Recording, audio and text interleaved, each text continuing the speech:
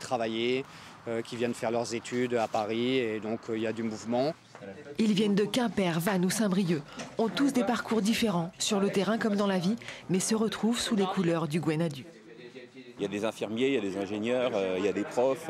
Et c'est vrai que le ballon, à un moment donné, il faut qu'on laisse sa particularité de côté pour tous courir ensemble autour du ballon.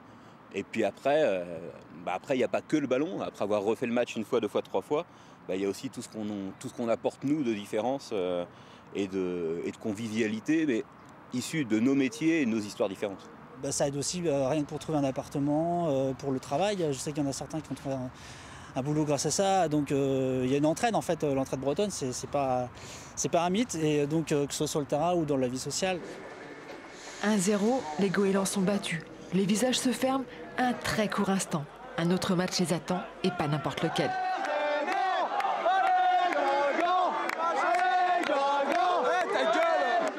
Rennes-Guingamp, évidemment, chaque Goéland défend son club bec à bec.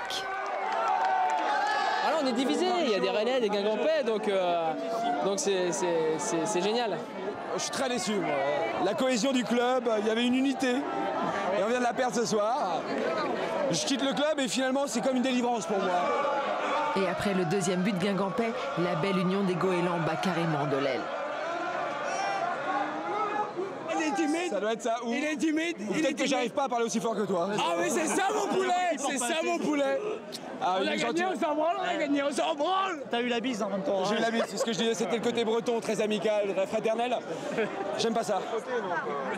Chez les Goélands, la mauvaise humeur s'envole très vite. La Bretagne a gagné. Et pour les Bretons de Paris,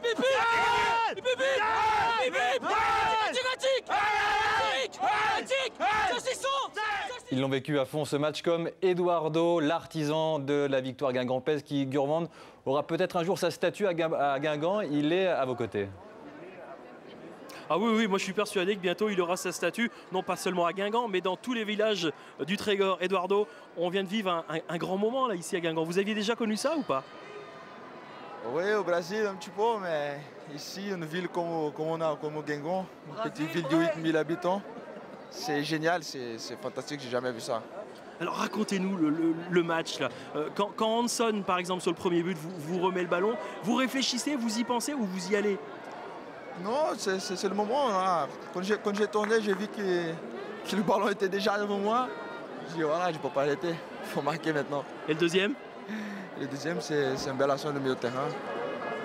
Et Lionel nous donnait un passe magnifique, j'étais tout seul. C'était juste cadré. Ça, c'est ce moment où vous marquez le but, c'est un moment qui marque une vie entière, ça j'imagine. En plus au Stade de France. Oui, c'est vrai, c'est magnifique là. Cette semaine, tout le monde a parlé, c'est le stade où le Brésil a perdu la finale de coupe. J'ai dit, oui c'est vrai, mais on va essayer de changer ça. Et heureusement, j'ai marqué 2 buts aussi et on a gagné. Bon, on va se fâcher un petit peu pour terminer.